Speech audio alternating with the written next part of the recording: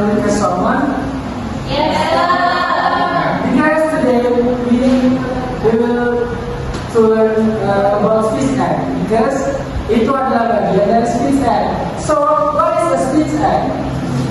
A speech act is an action to control speaking. In other words, when people say something, they are not just saying words. They are doing something with those words. The concept was first introduced by John. Jadi menurut Ali ada yang mengatakan by John Austin.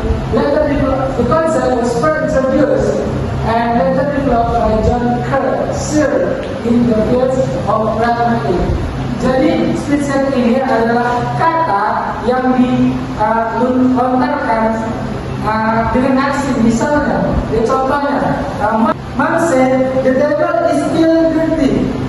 Gitu. Jadi artinya ibu bilang meja itu masih kotor. Itu artinya kita sebagai pendengar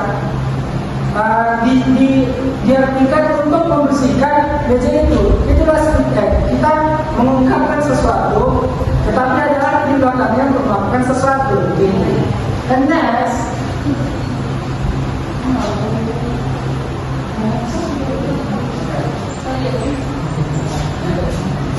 Next is request.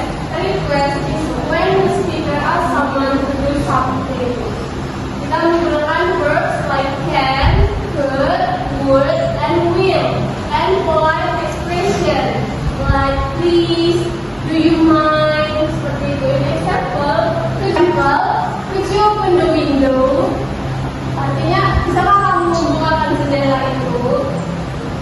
Artinya, si speaker mau kamu untuk bergerak membukakan jendela itu. Another example is please help me with this assignment. Tolong bantu saya dengan tugas ini.